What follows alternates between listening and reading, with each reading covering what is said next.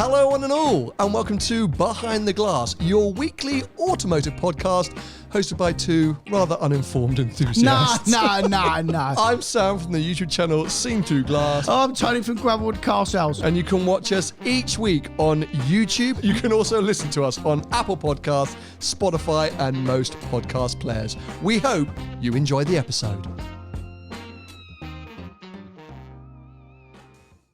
I was just saying off air for our live recording session viewers over on the Recast page that, well, I woke up at 4:30 this morning, but I loved the fact that I woke up at 4:30. Well, it looks like you woke up at 4:30 this morning. Yes, I loved it at 4:30. It's now just after 1 o'clock. Yeah. Starting to hit me a little bit. Yeah, you've hit a wall. Well, not a wall, but I'm definitely downhill. Right. You know, I'm in neutral, fuel economy mode. Just cruising towards what's going to be an early death at about 4 p.m, I think. So I've cracked open the caffeine. What you need to do, mate, is get yourself a little bed up there and have a little nap before you go home. Like a little cheat nap. You know what I mean? I'm surprised you're saying that because, I mean, it's a brilliant idea. I mean, I'd never do it, but you're not after man, I am. So I'm just trying to help me, mate. If my wife found out I'd got a bed at the office and I was saying, babe, I have got so much on. I must go. And then she came around and there was a bed. I would not be alive to tell the tale. But also, like, you give me and Paul and anyone within our group a hard enough time for not working nearly as hard as you do. Yeah. And the fact that you have suggested having a secret bed at your workplace that you can have a nap on has shocked me. I didn't think that would even enter your conscience, that idea. No, I was just looking out for my mates to feel sorry for you. Do you secretly have naps in between sales? Never. If it's a quiet day at the showroom, you're just Never. like, I'll have a little lie down. I can't do it. I can only sleep like in the dark. Like or a really dark room. And I'm like a bat. I know they're the other way around, aren't they? They sleep in the day. They sleep in the day. Yeah. So I'm the opposite to a bat. Can you sleep on a plane? You know I can't. I do know you can't. Can you sleep in a car? You know I can't. Well, I don't know you can't. I spent 4 days, mind you, it was in your flat out 360. there. Flat out, man. Flat out 40 mile an hour. Well, it's fast for that car. I can definitely... I don't like napping. I really don't like napping. No. But I can if it's required. And I found with a baby, it is required every now and again. Anyway, we've literally spent 5 minutes talking about sleep, which is not what this podcast is about. If you're new to Behind the Glass, welcome. This is an automotive podcast some of the time. Definitely not all the time, but some of the time. You can enjoy us on a YouTube channel, youtube.com/Behind the Glass. You can listen audio only on most podcast players. We just activated Amazon Music. Some of our listeners are employees at Amazon Music and sent a note to our podcast publisher saying, why is Behind the Glass not on Amazon Music? Tell them to get their act together. So thank you for letting us know. We're on there as well. We're on there now. And as I mentioned right at the start, if you want to join us for live recording sessions and early access to episodes and bonus content like After Ticket Flag that I do with Paul, and additional bits of snippets that we do, head over to recast.tv/Behind the Glass. Lots of car news to catch up on quickly today before we get into our main topic, which is going to be the Ferrari Purosangue. My video went live on the main channel at the weekend. We teased the fact last week we were going to talk about it, and we're going to get into it this week because, well, there was a lot of... Is conjecture the right word? No idea. I'm going to go with conjecture about the car. When the embargo lifted and everyone's content came out, I saw a lot of people just going, let's discuss. So we're going to get into it. Quickly, just a shout out to some of our live viewers: Marlon, Karan, Brandon Taylor 9, Timothy Schroll, who says no one works harder than Tony. I thought everyone knew that. Good point, Timothy, and Kevin as well. So that is actually a lie, but I really appreciate your support.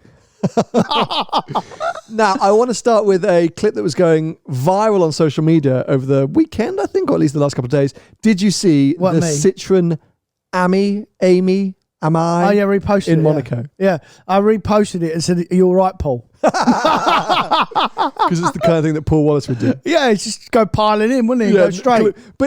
So how many clips did you see of this? Just the one? No, I probably see more than one. There was one which was a shorter clip of it literally hitting the. I mean, if them barriers not there to kill someone, by the way. Yep. There was people literally there. Legit. Mind you, would it have killed someone because it weighs about as much as a pram? No. It doesn't weigh. It weighs a lot more than a pram. It would have flattened someone. Yeah. So I saw the longer one where he went up and come back down and then rolled, and then I saw a smaller one, a smaller clip where he just come down from the back. Basically, that's all I saw. I'm assuming the driver was male. Have we seen that clip? Let's say he. Well, let's hope he's all right. First of all, let's hope he's all right. It looked from the footage like everyone outside the vehicle was all right. They all managed to get out of the way. Yeah. But it definitely looked like he was. I don't think he was trying to roll it. It definitely looked like he was trying to cock a wheel, didn't he? He was going up and down as fast as he could, and I think he thought I could get a bit of lean on here because there were so many people filming it that I know. For example, if you go to Monaco on that hairpin, the iconic hairpin from the Grand Prix circuit, lots of people do just sit on the wall there and watch the cars go by. They wait for supercars. Yeah, wait for supercars, but even just tourists, just general tourists. So it's not unthought of that random members of the public could be sitting there and filming it. But the reason I think they were filming it is I reckon he was going up and down a number of times, faster and faster, wheels screeching, and he thought, I'll be able to get this up on 2 wheels. It will look hilarious. And then he just went over. Well, he did get it up on 2 wheels. So I'll tell you what I think happened. I think he's an absolute moron, first of all. And I think he's gone up flat out because you can go uphill flat out. And he does 35 mile an hour, that thing. So he probably thought, well, I can go up flat out, I'll come down flat out. It's doing the same speed. Well, you're not doing the same speed and you're going round a left-hand corner as opposed to going up round a right-hand corner. And it all went terribly wrong. Terribly wrong. Barry in the live chat saying that there's even a point of view angle, which is outrageous. That is outrageous. So yeah, it definitely was planned, but I don't think it was planned to roll over. And you're right. Thank God for the barriers because the car flips and just smashes into. They're quite like spaced out posts. Yeah. And there's some people sitting behind it that managed to clear out the way. But there's a one clip which makes it look fairly dramatic, like quite terrifyingly dramatic.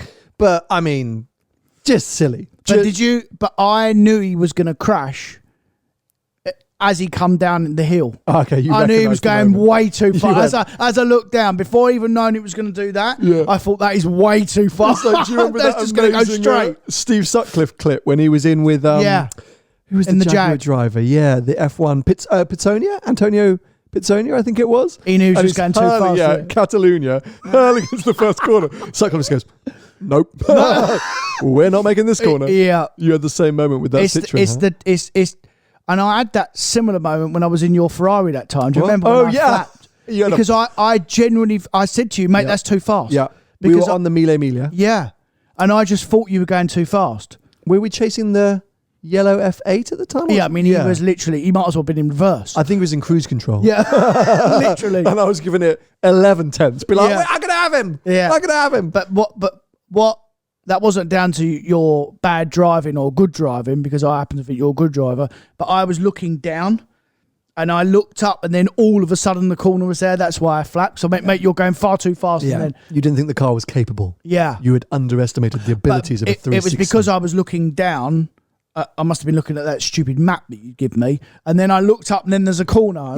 my brain couldn't. Yeah, you freaked out. But I did actually freak out. It was the one and only moment on all of Mille Miglia where you genuinely lost your poo. Yeah. You're like, we're going to die now. Yeah. But that fantastic car and its great handling got us around that corner at high speed. Anyway, as you say, hopefully everyone in the Citroen incident was all right. I mean, it's such a silly car that, and if you go to Monaco, cars like that, like the Twizy, it's what people do because it's just like the 17-year-olds who are bored and they've got these little things and they just fly around everywhere just trying to basically get it up onto its side. Because I think it only does 40 or 50 miles on a charge as well. I mean, it's a little tiny city thing. Useless. Yeah. I'd actually have a Twizy instead, but anyway.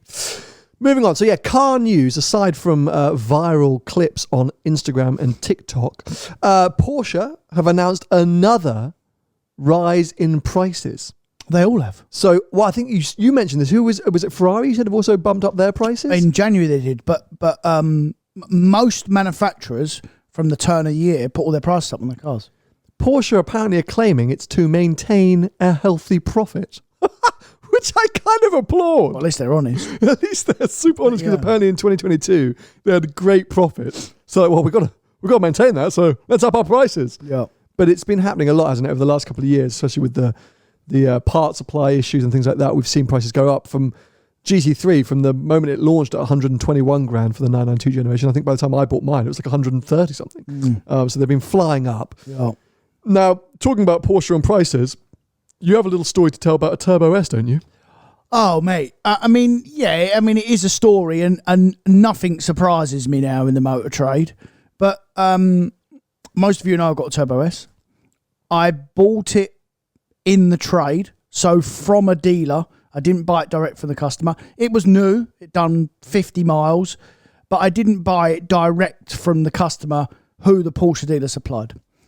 I get a call. Can I ask one quick question? Of course. The trade person you bought it from, was that a Porsche dealer or you bought it from an independent? It was an independent dealer. Okay. Yeah. He had bought it from the customer, obviously. So the customer took delivery of it. He's had overs for it. Then, so could we say the customer has flipped the Turbo S? 100% he has. Yeah, okay. He's literally drove it out of his local Porsche dealer and driven it up the road and got his money and a drink on top. Fair play, but that's up to him. No, that's no problem. Not what I would do. I'd drive the car, but fair play. That's up to him. Anyway, so I bought it from the dealer. Last week, I get a call from the man who bought the car. The customer, the original Turbo customer. The original customer who had the car for 25 minutes. Said, I've seen that you're advertising my old car. I said, right. He said, Porsche are giving me a bit of a hard time. Can you take it down and re-photograph it and block the number plates out? I said, no. What are you talking about? What? I said, my word. You can imagine what my words were. I don't imagine you were that polite. not to the man, but I said to him, "Tell Porsche to f off." Yeah. As in, you've sold whether you should have sold the car or not. I have an opinion about it. Once you've parted with your money, you should be able to do what you like with your car, regardless of what they say, because what's good for them is good for everyone else. As in, it's okay for them to have delivery mile GT3s and delivery mile Turbo S's advertised at well over list, but it's not all right for the customer to flip it to earn a little profit or a big profit or whatever they decide, and then an independent dealer to advertise it. That's not allowed. Well, what I think is there's so many sort of parts of that story which I'm just like, what? I know. So firstly, that Porsche, as you say, have called their customer, Giving him grief, and said it's not on. You know, you didn't tell us you were going to flip the car. You blah blah blah. We're really unimpressed. Could you at least hide the plate so that Porsche retail don't find out or something? This is a Turbo S, by the way. I mean, there's 75 of them for sale. It's not as though there's only two. Makes you no can't get sense. them. Yeah. But then the fact that the customer has called you, who he didn't even... Did you know this person? Never met him in my life. So they cold called you and said, can you please take the pictures down? Which is absolutely insane. It's like me... I'm getting some grief from Porsche because the car's advertised. My Abarth, the 695 Preposto record, the yellow one, went up for sale a few months ago. It was doing the rounds and loads of people were sending me pictures on Instagram. It's like, oh, your Preposto record's for sale. Imagine if I'd written to the dealer and said, oh, can you remove the plate? 'Cause people keep tagging me. Yeah. I don't want the grief. I'd be like, who are you, mate? He wanted me to blur the plate or remove the photos and retake it with my gravel wood to get the plate off. Because the thing is, like, I understand the bad guys here are Porsche for giving him crap, right? Like, you know, none of their business. Yeah. None of their business. They've sold the car. They got the money. Like, sorry, deal's done. Like, you may regret that, and you think, okay, well, we're not going to sell him another car because he's a flipper and he didn't give it back to us. But to put enough pressure on him, because he's only calling you because he's genuinely feeling the pressure.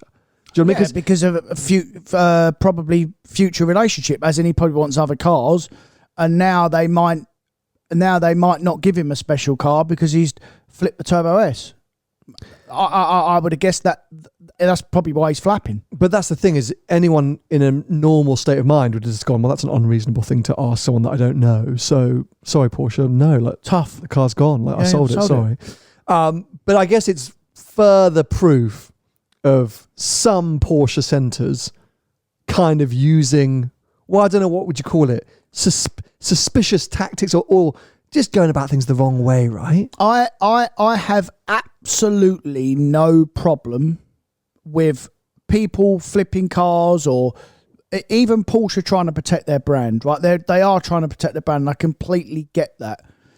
Do you know what, Porsche? Tell all your dealers to take all the cars down that are all at loads over list, that are at delivery miles, that it's okay for them to sell it, but when a customer does it, that's not allowed. I mean, it's bang out of order. And actually, do you know what? I've heard so many stories over the last couple of years that I'm actually starting to resent the brand. Really? I honestly, mate, I love the cars. It's one of my...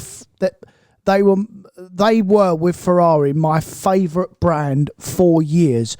But just over these last few years, and what I've experienced as a human being over the last few years with having a relationship with Porsche, my love for the brand, not the product, the brand is slowly dying.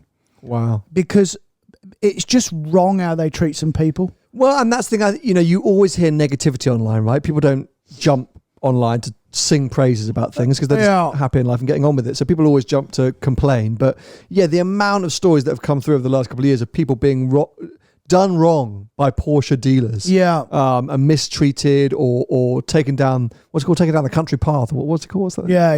Taken down a blind alley. Thank you. I hear. Look, I've had an amazing experience. But I've been very lucky, I suppose. Yeah, but I did as well. I in recent times. And by the way, I'm not tarnishing all the Porsche dealers with the same stick, by the way, because I do genuinely know some really good ones that really try to be fair. And actually, from that point of view, it's the customers that stiff them up, that stiff the Porsche dealers up. But I think I think they've become very arrogant because they've got such a popular product now. I think a lot of them have become very arrogant in the way they behave. I'm not going to sit here and tell you all the stories, but mate, I've got so many stories I could tell. I can't be bothered to go through it. Yeah. Well, it's a whole other episode. No, just like who cares? Who cares?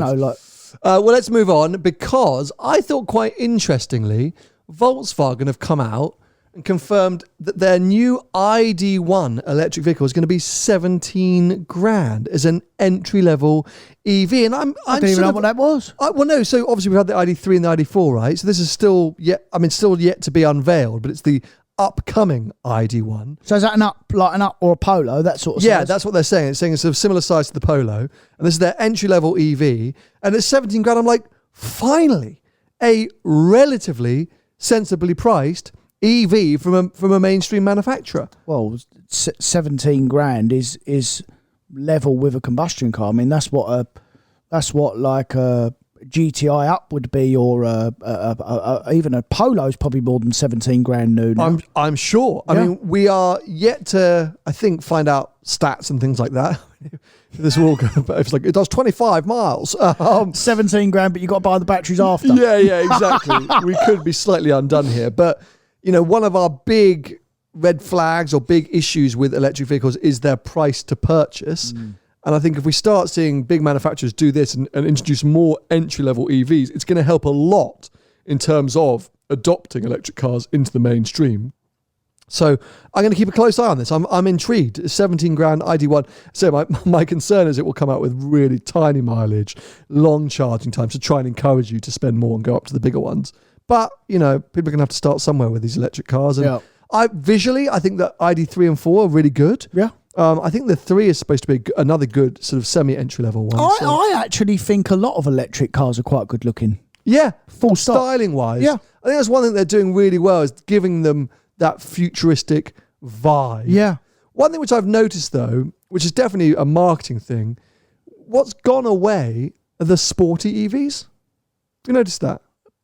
I haven't noticed it, but I'm not surprised. And we had this conversation before. Remember the Abarth conversation? Mm-hmm. So, and I get it. I understand why maybe long term it's probably not the route to go. And if you go back to the previous podcast that we recorded last week and spoke about synthetic fuels, you'd half understand why maybe in future they're looking in that direction. It makes complete sense to me. Well, yeah. So, petrolheads are always going to be the hardest group to convince to switch to electric, and also the hardest sector within the market to create a really sporty, emotive EV is difficult. Oh, it's a very small percentage of the market as well, by the way. Well, there we go. So realistically, most people, and we see the biggest benefit for electric vehicles are those who are using it on a daily commutable basis, and therefore you don't need sports cars. But yeah, we're getting a lot of these kind of hatchbacks, SUVs, big chunky things. Yeah. But you're right, they're good looking. We spoke about it before, the Ioniq 6 when I was on that trip down to Switzerland a few weeks ago. I love the way that looks. It's really weird, really like slinky, slurky, but they look futuristic, which I think is half the battle. Yeah, we literally just sold an Ioniq 5, which I think is a fabulous looking car, and actually quite a good car for an electric car. And we had an A35 in stock, and I never realised the difference in size until you put them both. I mean, huge, mate. It's like a Q5. Yeah, it's ginormous. It's massive. Yeah. I mean, it made the A35 look like a mini, like an old mini. Yeah, like literally. Yeah, it's so hard because in photos it looks great and it looks size-wise, it makes sense. When you see them, they're just ginormous, huge. But that's why the Ioniq 6 is a lot sleeker, a lot smaller, a lot sleeker. Away from EVs and back to combustion engines, BMW said that they're slashing their UK diesel offering as demand dips. Now, this made me panic slightly because I own a diesel X3. But then I also thought, well, that makes it increasingly rare. Here we go. Increases the value, Tony. That's what he thinks. One of the last diesels in the UK. Buy it now. Last. For $5,000 premium. Does this surprise you? No. Do you see a decreased interest in diesels at Gravelwood? It's hard for me to tell because the only diesels I really sell are SUVs. Okay. And big SUVs, and I think they will still stay diesel. Although, when you look at Land Rover now and BMW, their X5s now, they're 3-litre petrol with hybrid technology. So, or even 2-litre petrols with hybrid technology. So, the thing is, mate, diesel is really expensive to buy. Now, yeah. It's like 30 or 40p a litre more. No, about 20.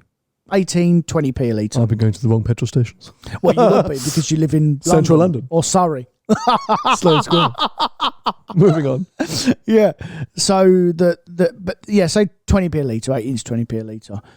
So, but if you've got an efficient petrol car, like a 2-litre petrol car, we spoke about this millions of times, unless you're doing loads of miles, there's no benefit. So... Yeah, I mean, it's a hard one. Ever since I went to the 40D for the X3, I've missed the engine in the 40i. I've definitely appreciated the increased fuel economy, but could I have got the similar fuel economy if I'd got an X3 30? If I hadn't got the big equivalent. So my point being, yes, I can understand why diesels are losing interest, and I don't know. I still, as a daily commuter car, I think I would lean towards that or a hybrid. Well, if you're diesel, diesel or a hybrid. But if you're doing a lot of miles, yes, which yeah. If you're not doing loads and loads and loads of miles, then you might as well have the petrol equivalent because it's cheaper to buy. The actual vehicle's cheaper to buy, and it's cheaper to run because of the price difference in fuel. Bear with me as I go down a bit of a niche segue here. Really? Yeah. Sound like you. So at the weekend I went to check out M3 Touring. Great car. We can talk more about it because at some point I'm getting a loan to do proper content with. And the first thing that blew me away looking at it is how much more space it has than my X3. This is mind-boggling. I literally almost went to get a tape measure. I even messaged Joe Achilles about it, resident BMW expert, because obviously X3, M3 or 3 Series Touring, it's supposed to be basically the same, right? Jacked up, yeah. And you would expect the X3, the SUV form, to have more space. But the ultimate test is the pram, which obviously I took with me to test out. As you would. Did you take baby or just at the pram? Yeah. Oh, okay, fine. Had the baby as well. People might think bad things of you, just run around. Left the baby on the pavement, took the pram in. Now, so at the moment, we have a bassinet, which is like the carry cot section, and then the foldable base. In the X3, with the base and the bassinet next to each other in the boot, that is the boot done.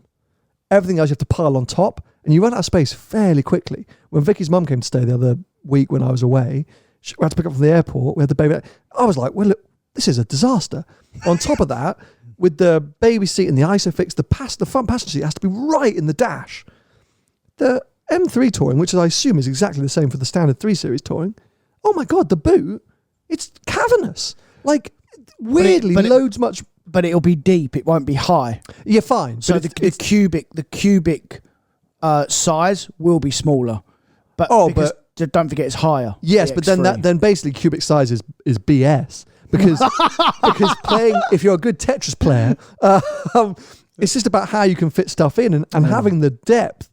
Well, just changed the game. But to be fair, mate, if you need more room in a big estate car or even an X3, you're taking too much stuff. No, hold on. Because it's not just the boot. Firstly, prams are just clunky things. Get rid of the pram. I've never had an issue with our car until we had a bloody baby. I'm joking. I love my daughter. But she comes with a lot of paraphernalia. Of course. So until we had the pram, I never complained. But baby paraphernalia, but it's not just the boot. Because I can move past the boot, like fine. But it's the internal cabin size. Because I say, with the M3, with the ISOFIX in the car seat, I could sit in the front passenger seat with loads of space. In the X3, you can't do it. I'm in the dash. I can't fit in the seat. So I don't understand it, but 3 Series Touring, way more practical than X3. But I had exactly the same conversation with Paul the other day. 2 different cars, the RS6 and the Q8. Because I got them both in stock. Okay. And the RS6 has got more room inside. There we go. There we go. Because it's a big estate car. Yeah. It honestly, why are we all buying SUVs? But it did make me genuinely reconsider that. It's lifestyle vehicles. It's trendy. And so everyone does. The reason I went to the Segway was, as I started looking, going, right, well, get rid of the X3. Let's just get a 340. Get rid of the X3. Get a 340D Touring. Just leave it here. Or an M3 Touring, if I can really convince Vicky. Let's wait for the loan for I've got one coming. I know you do. Yo, you can have that. Well, let's wait and see. I've got to convince Vicky of the... I'll give you good money for your car. I'll look after you on the M3. Done it. Don't get so excited. Yeah, no, come on. My point being, I was then also thinking, well, what about a 330E, the hybrid? That's boring. But it's basically Vicky's car. Like, it's a car that's just used for shipping stuff around. You'd be fuming with a 330E. But you lose boot space because you've got all the bloody battery governors. Of course, yeah. So I was like, well, then, all the reason I'm doing the change, just lost. An M3 would actually be perfect for you. An M3 would actually be pretty dreamy. Genuinely. But you say this, I say, I got to wait until I have the true experience. But my initial thought is the problem with my lifestyle with an M3 Touring is I'm going to want to drive that car the majority of the time. Well, you can't. What's Vicky going to drive? But you've got 3 other cars, mate. Don't be greedy. I know, but that's the point. Like, let her drive that. It's better off leaving her to do her thing in an X3 or an M340D Touring or whatever, and then I can just go back onto my initial charge of 4-seater sports car. Oh, I've cracked it. Go on. You keep the X3, get rid of the Jag, and have an M3 Touring. Then what's the point? You can't have an X3 and an M3 Touring. Of course you can. You're going to drive it more than her. Sorry, Vicky. Anyway. Just quickly checking in, a few messages on the chat. Timothy, what are you saying here? Does the MPG gain of diesel offset the price difference?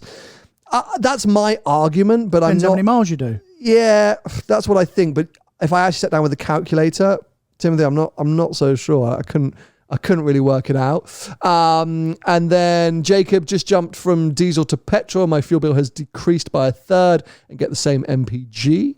I guess it slightly depends on on the engine and what car and stuff. Yeah. And then Barry's just gone back to the Porsche chat and said a delivery mileage Macan GTS at dealers around 99k at the moment, 15 to 20k over list, which is fairly insane.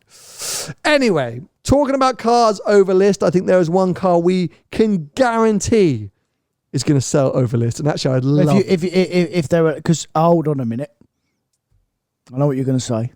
Carry on, actually. No, carry on. One car that we can guarantee is going to sell over list. And I would love us to try and guess and estimate just how insane we think immediate resale values of this car is going to be. It's the main topic for today, the Purosangue. Yeah. Now, before I rudely jumped in, the dealers or Ferrari are getting people to sign waivers that they can't sell the car out of the network within the first 18 months. doesn't surprise me. So the car has to go back to the network. But yeah, it will. There will be some. There'll be some that end up at Romans, or someone won't care, and there will be overs. Can we revisit that towards the end, because we need to discuss the difference between that and Porsche and why that seems less of a bad thing or less of a surprise from Ferrari, and what the differences are. Can we come back to that after we get into the car? Yeah, I can tell you why, but go on. Because also there's something that I want to talk about before that, about the Purosangue, about who's going to be buying it, how, etc. Good. So, do you know who's going to be buying it? I want to talk about who Ferrari pretend is going to be buying it. It's so funny. This conversation's going to be hilarious. So I think we've got to launch straight into the big elephant in the room when it comes to the Purosangue. Is or isn't it an SUV? I genuinely do think it is. I know you're probably going to say it's not, but you've been brainwashed. You've been to a Ferrari Wouldn't be the first time. You've been massaged. You've been cuddled. You've had vol au vents. You've had nice coffee in Italy. And they have literally brainwashed you into it not being an SUV. The reason why they haven't called it an SUV is because they're embarrassed that it is an SUV. They just don't want to admit that it's an SUV. And the reason why I think it's an SUV is because it's sporty, it's utility, and it's a vehicle. So that basically does sum up the Purosangue, what it is. Yeah, it might be a bit smaller than some of them, but I'll tell you another thing as well. Everyone that buys that car, I bet they'll be coming out their SUV to go in it. They won't be coming out their car. Okay, so here's a few things. I'll question the utility part quite massively. Right. Secondly, all those people that are coming out of Uruses, DBXs, Range Rovers. I think they're going to be disappointed and confused. Oh, they will be. And I think a lot of people have misunderstood this car and queried this car because of, and we're partly to blame here, because of, for the last 18 months or 2 years, we've been saying, oh, Ferrari are going to make an SUV. Can you believe it? The Ferrari SUV is coming.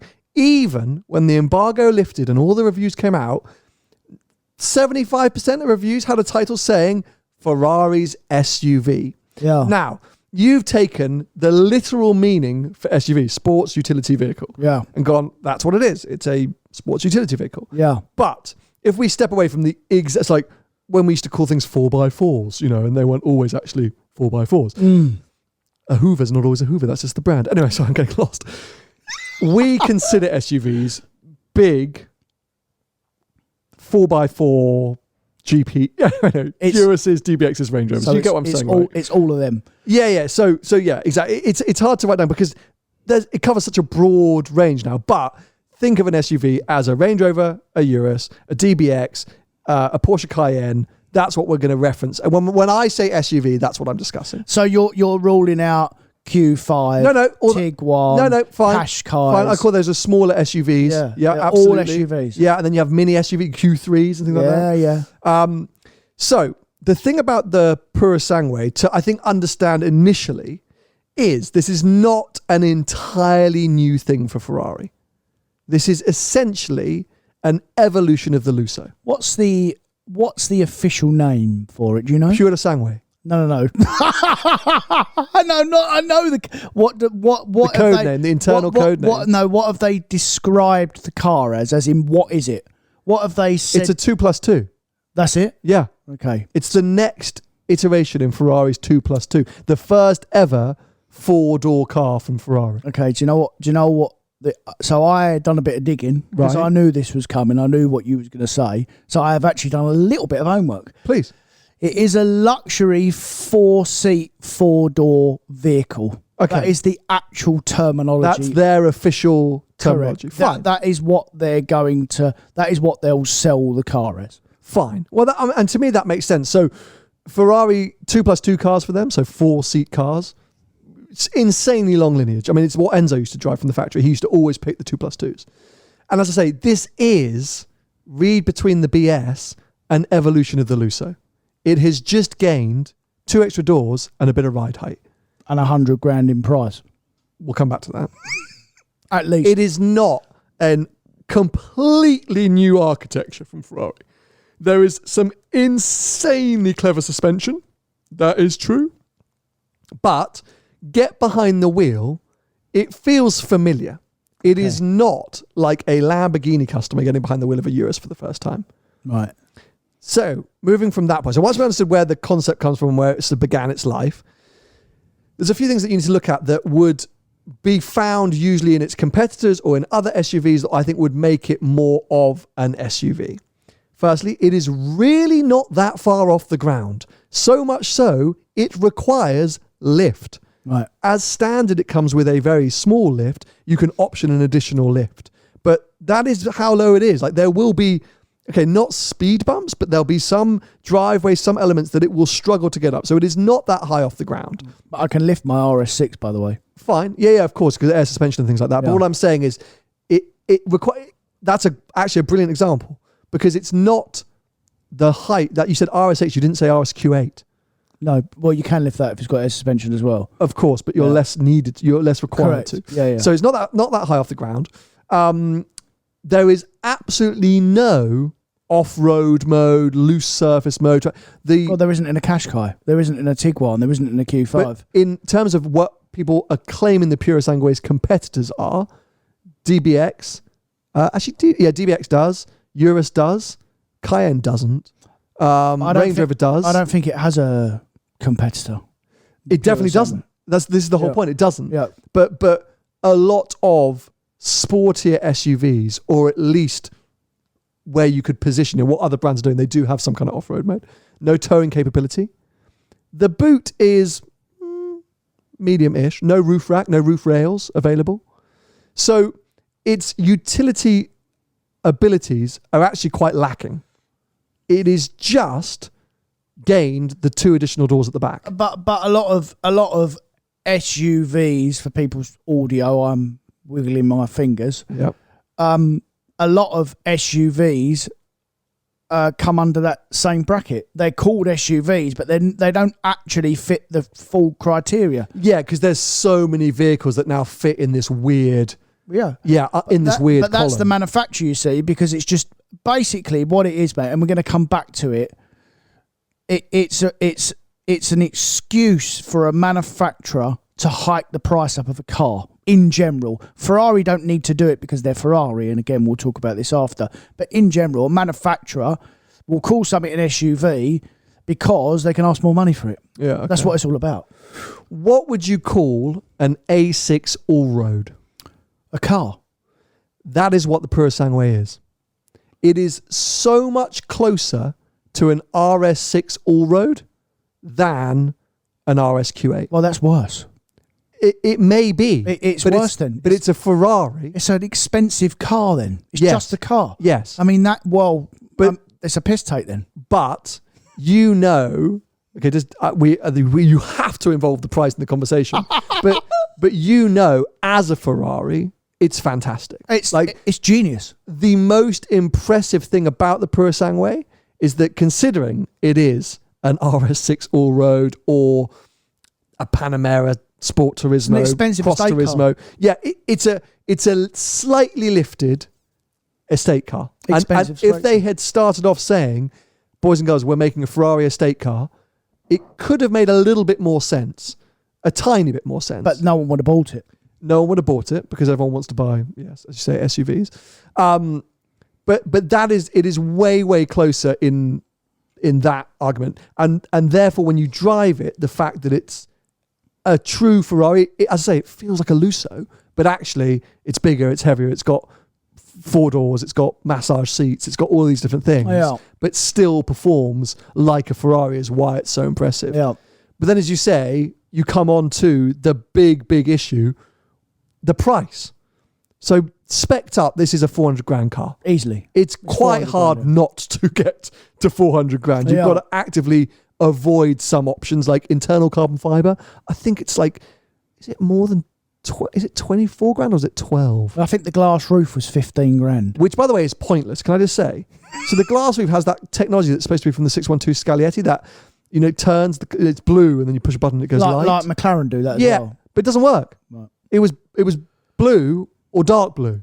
It never went clear. Right. So I was like, this is pointless. And you sit in the driver's seat, you don't even know it's behind you. So I'm sorry, if you're getting a Purosangue, which some of our listeners will be, don't spec the glass roof. It's totally pointless. Do not listen to him. No, it's pointless. But it's totally pointless. It might be Get the carbon fibre roof. It's lighter. Right. It might be pointless, but I would because you're speccing it like an SUV.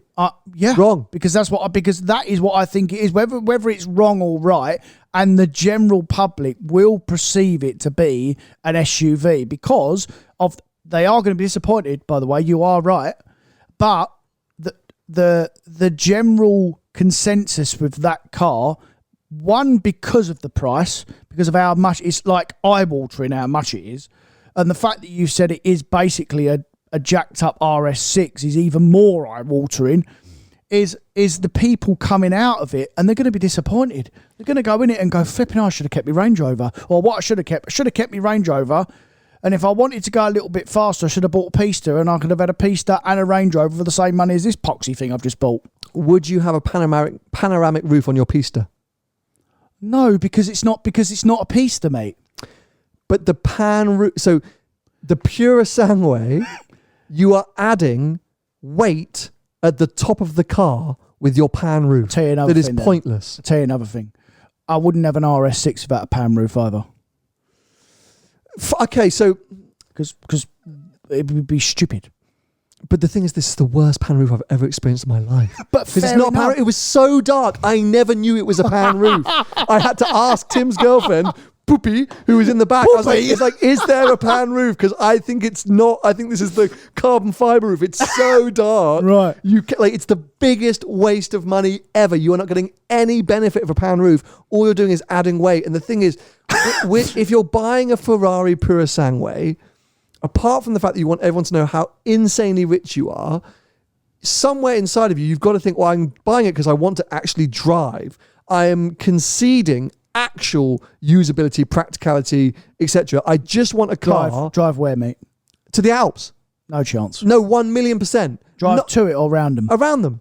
You do not want to go on a supercar convoy in that car, but you would be very surprised at how good and enjoyable that car is on a proper twisty road, because the suspension is so clever that it just eats up the road.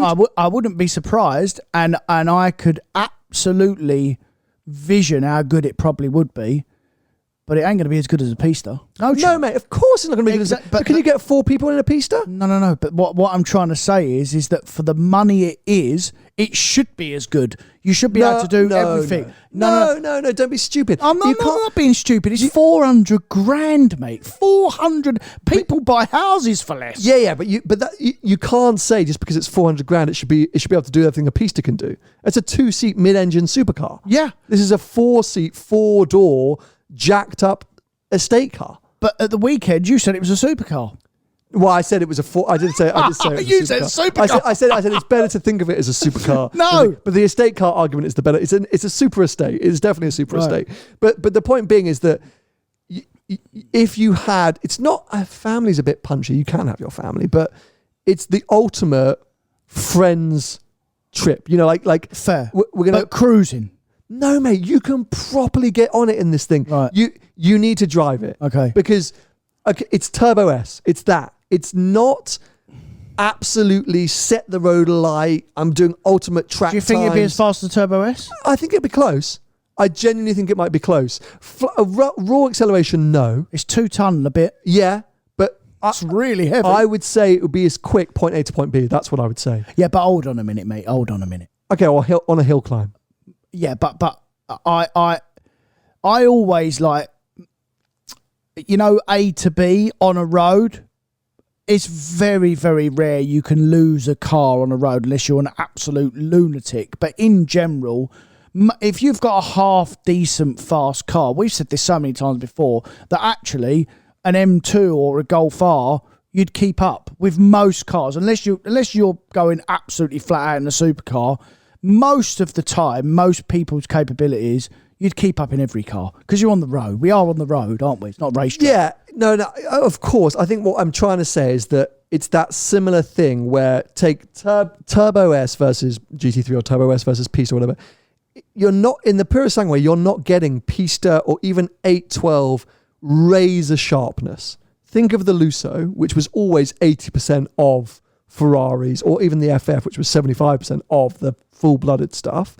But because of the increased suspension travel, you can just carry the speed, and the brakes, it's got that ABS Evo technology from the 296, great, which is accessible in all modes, not just in the race mode.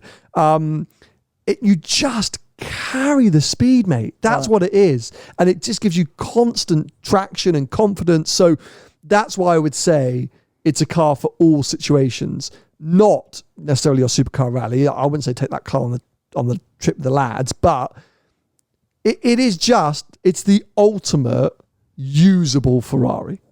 It's the ultimate usable Ferrari. But at 400k, I completely agree with you. If you actually, because you can have a Turbo S for 200 grand. Well, have a Turbo S and a Urus. Correct. Do you know what I mean? Like the point being, do you really need that car in your life that you're prepared to pay that money? Or just go buy a Lusso. Just go buy a Lusso and a Pista. Well, yes. Well, this is the uniqueness of Ferrari as a brand. There would be no other brand in the world that would get away with selling this car apart from Ferrari.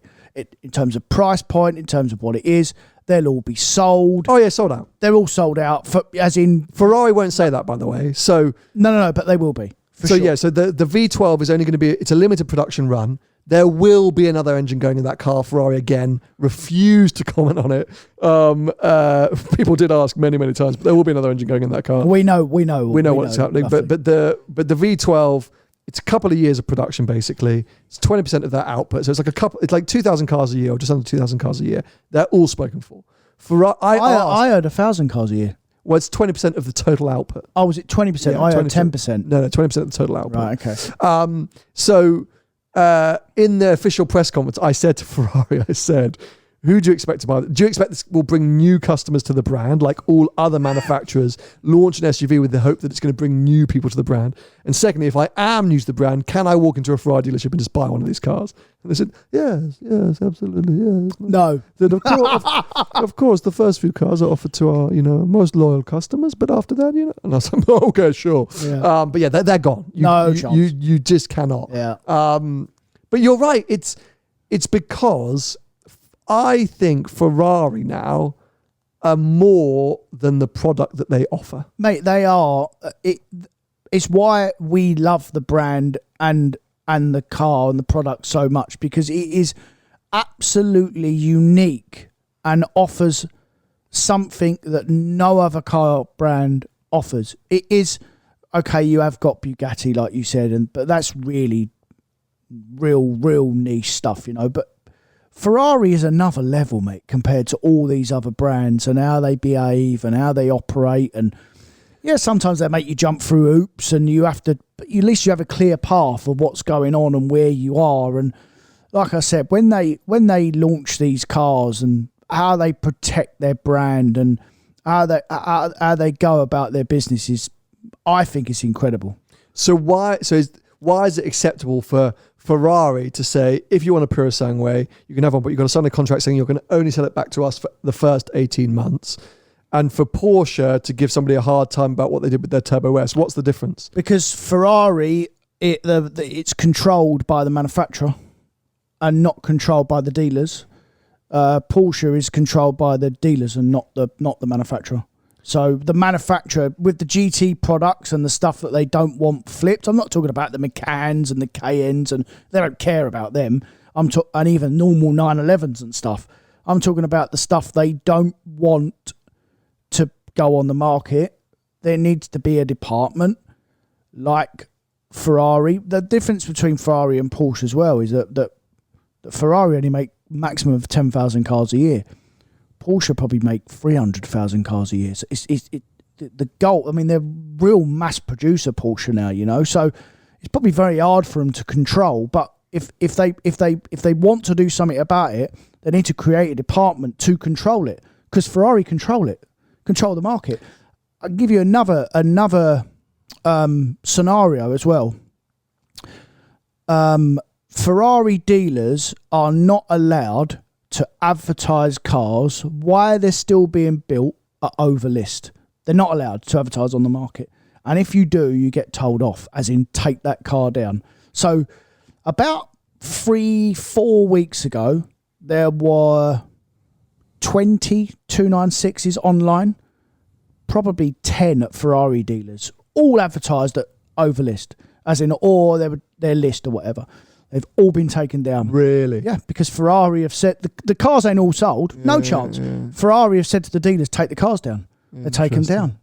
It's the power of this. So the issue is it because of the randomness of Porsche, or like the non, as in like it's all so different? Like it's the control.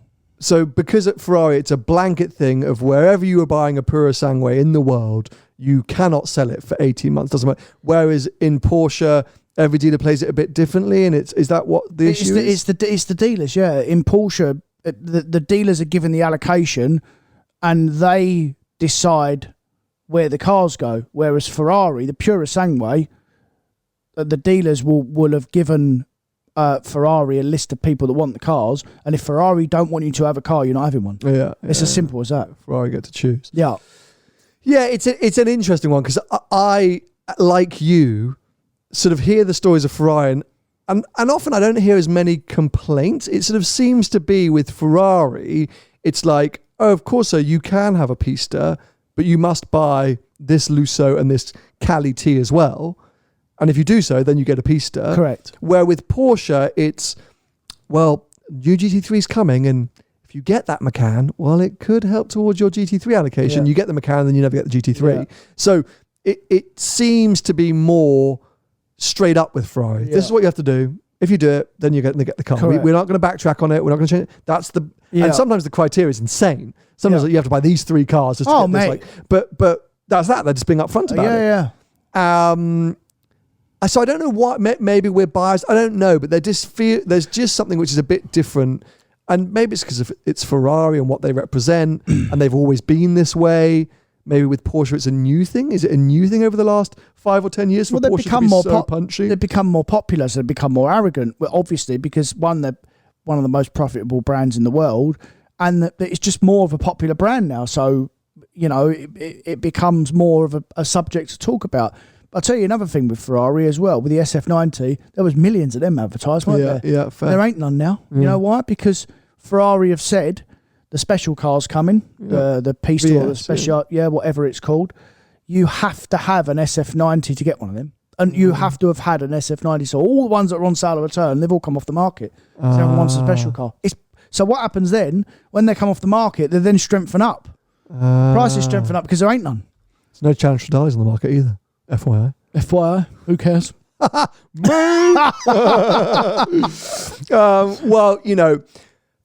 it's such a tough one, because I think, that Purosangue, I really did like it, and I really was impressed by it. Is it a Ferrari that I absolutely dream of owning? Is there a price where I would have been more excited by it? Even if it was 250 grand? I still can't be 250 grand. An Urus is 250 grand. But you know what I'm saying? Like, even if it was, I'm not certain that it's the first Ferrari I'm buying. Like, I do like it. Like, I was really impressed by it. And I've said this before, I think, on the show. Like, I find more and more that I love old Ferraris and new Porsches. And it was just really good and really impressive. But it did lack a bit of emotion. It was an interesting day, and I have to say, up until the lunch stop, cruising around, and I was like, like, cool, got massage seats in a Ferrari. Like, it's really quiet, which they've done on purpose, because it's supposed to be a refined experience. They didn't want it too loud in the back.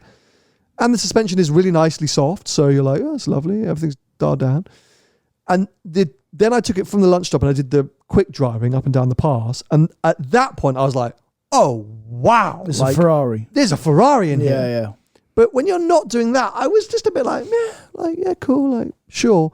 And to be fair, I was a bit like that with the 296 until I drove the 296 GTS and had a proper go on. And I was like, okay, now it's amazing. So maybe it's just new age Ferrari that they're dialing down the feeling and the emotion a little bit, sort of at lower speeds. Well, it's not just that, mate. They're trying to make a car for everyone, which is obviously what these manufacturers do nowadays. They don't make a specific now. They They make it for everyone. Sure. So, you know, and Ferrari, you know, as niche as it is still for everyone. You know, if your dream is to own a Ferrari, yeah, it will cost you a few quid, but you can have one. Yeah. You know, anyone can have one. So, like you said, there's a path of what you have to do, and actually, you don't even have to do that if you don't want to. If you don't want to play the game, don't play the game and just go and give the overs for one, because actually, sometimes that is cheaper. Well, what do we think the overs will be for a Purosangue? Surely the first few cars are going up for $1 million. No. Surely. No. If we know what we know, which is you will not be able to buy a new V12, because that is the fact. So if you are desperate for it, surely, mate. No. I think we will see 200 over. 600 odd. Between 5 and 6, I think. Probably 200 over because of this 18-month thing where it's got to go back to the network. And then don't forget, like the Ferrari dealers, they'll be selling them off that won't even be advertised. As in, what I mean is they'll be changing hands without us even knowing. Yeah, of course. Well, they'll call up the people who couldn't get one from the factory, so we've got one, but correct. One's become available. That's exactly what's happened. Do you want this car now? Yeah. I'm just interested to find out what customers are going to think, because obviously I was with Tim, who's got one coming. Yeah. He was very happy, very excited. I actually haven't watched his video, embarrassing, I haven't had time, but with me in the car, he said he was very happy. So sorry, Tim, if I've outed you there. Andrew Alexander's, he's got one coming. He's super excited because he was obsessed with the Lusso. He loves SUV type, big type cars. And the Lusso is one of his favourite ever. So I said, perfect. I said, it's a Lusso with 2 extra doors and even more ability. Yeah. So, but yeah, I'll be very interested, because you're right. There will be a lot of people getting out of there, Urus's, D-Bex's, Range Rovers and things like that, to go and jump in one. So it's going to be fascinating. But yeah, I'm grateful for the experience, and I just, in my mind, I will still beat the drum for it not being an SUV and actually being a very fast A6 all-road. I also think it's a bit of a willy waving car as well. Yeah, for sure. Because it what it does, even if you haven't got a collection of Ferraris, if you've got one of them, a lot of people will assume you have. Yeah, I assume you've got loads. You're going to have loads of stuff. No. You're going to have loads of cars just to be able to, it's going to suggest that you are doing very well for yourself. Yeah. But that is, say Ferrari controlling it. They want it to be seen in the right hands, in the right places. Yeah. They want it to remain super intriguing. I mean, we spoke about it before we started recording. The interest and intrigue in that car has been insane. The views of all the videos that launched, the numbers on some of the articles, it's just flown. People are fascinated by it. So you rock up to any event, people are going to go, oh my God, look, it's one of those Purosangue things. But that's Ferrari marketing, mate. They're unbelievable. They're brilliant. Kevin in the live chat says $1 million sounds over the top at first, but considering the ludicrous car market the past few years, it might as well sell for that kind of money, or it might well sell for that kind of money. We're going to have to wait and see. There have been crazier overs for less hyped cars in recent years. So let's see when the first one comes on the market. But I do think we might see one getting close to at least the £900,000 mark, which is insane. But we're going to wrap things up. That is this week's episode. Let us know your thoughts below. Has our conversation changed your mind about the Purosangue? Have any of the other reviews changed your mind about it, or do you still think it's a bit pointless? The one thing which I said we would discuss, which we haven't, is that stupid Mazda comparison. I can't be dealing with it, mate. No. There was an amazing article that Jonathan Schley from, oh my God, I have a complete, absolute mind blank. I had so many DMs when I shared your story about at the weekend. I had so many DMs saying it's basically a Mazda. Yeah, but that's what all the comments were like, oh, it's a Mazda, which it's like cool. Yeah. Cool. Yeah. Okay. High sorry, yeah, Jonathan writes a high Snobiety. And he shared an article which was like, it's like that generic car guy who doesn't know the difference between a Polo and a Golf, and sees the picture and goes, yeah, same car, bro. Yeah. It's like, come on. Yeah, come on. Anyway, that's us going. And actually, I couldn't give a toss about the Purosangue. Really? No, because I don't want one. It's too much money. It's too much money for me for what it is. Not too much money. I can have one if I want one, but I don't want one. Yeah. I'd rather spend 400 grand on 2 cars. I'd rather spend 4 cars. Yeah, I'd rather spend 400 grand on a proper supercar and a Range Rover. Yeah. Or anything. Take your pick. Well, yeah. Do you have any supercar and any proper SUV or a state car? Yeah, I would. I mean, the RS6 wasn't it for me, but I would get a Panamera Turbo SE hybrid or whatever and a Pista. Do you know what I mean? Like, I love the RS6, mate. I know I drive it all the while now. I know you do. Mind you, my new Defender commercial's coming next week. Oh, hello. That's exciting. Yeah. I'm back into Defenders again. Me van, I'm selling me van. That little van that I have, I mean, you cannot make this up. Bought that van. We bought 2 of them. Yeah. It's over a year old, done 20,000 miles, going to earn money on it. That's insane. It's gone up. That's insane. And it's unbelievable. Let's start flipping vans. That's a whole side business alongside our 918 raffle competition. More on that soon. Really? Anyway, join us for our live recording session next week where you can get into the live chat like Brandon, who's saying the Urus looks like an Aztec. Yes. Bit rude. Yeah, of course. And also you'll be listening to our latest episode of After Checkered Flag that Paul and I are going to be recording after he gets back from his trip to Saudi Arabia. If you want to follow Tony in the meantime, he's at Tony Gravold Car Sales on most social media platforms. I'm at Seen Through Glass on most social media platforms. And yes, we'll be back with you for another episode next week. Bye-bye. See ya.